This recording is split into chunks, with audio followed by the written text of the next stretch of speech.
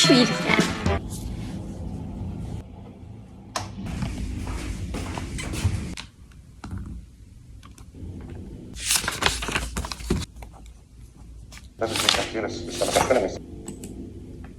Əvvəllər şirkətdəki vəzifəm xarici təhsil mütəxəssisi olsa da, artıq partnership menecer olaraq fəaliyyət göstərirəm.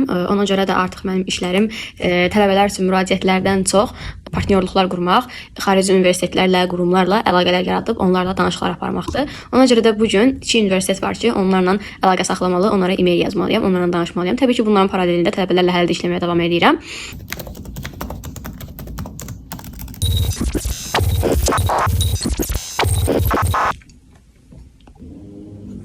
İkisi de özeldi.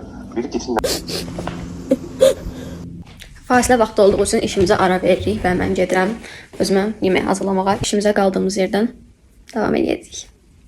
Kadriye, lütfen. Fasiləmiz bitdi. Ofisdə olmadığım üçün cool oturmağa, video üçün takılmağa ehtiyac yoxdur məncə. Ofisdə olmamağın və remote işləməyin ən sevdiyim hissi bu formada rahat istədiyim kimi oturub işləyə bilməyimdir.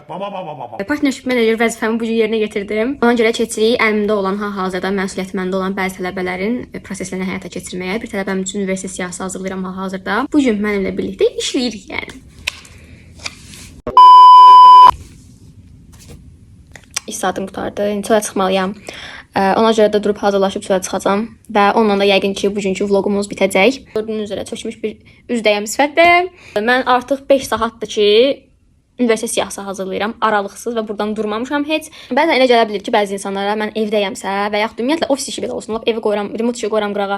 Sən sadəcə kompüter arxasında oturursan və iş görürsən, əziyyət çəkmirsən, harasa getmirsən, nəsə eləmirsən, fiziki iş görmürsən, danışmırsan və yaxud da müəllim kimi dərs keçmirsən, həkim kimi məsuliyyət falan yoxdur deyirlər. Amma məsələn ki, həkimlər insanların həyatında rol oynayır və onlar böyük məsuliyyət daşıyırsa, biz də insanların xəyalları ilə oynayırıq, insanların gələcəyi ilə oynayırıq. Ona görə çox stresslidir və bu stressin ən əsas mənbəyi belə deyək, prosesin kökün başladığı hissə universitet siyahısının hazırlanmasıdır. Çünki burada olan hər hansı bir problem hər şeyin bərbad olması belə ola bilər. Nəysə, mən çox danışmağı sevmirəm. Bak, pozlara bak. Triplere bak. Vlogun içində bu qədər danışmamalıydın. Nəysə, siyahımı sizə göstərmək istəyirəm. 33 dənə universitet var siyahıda.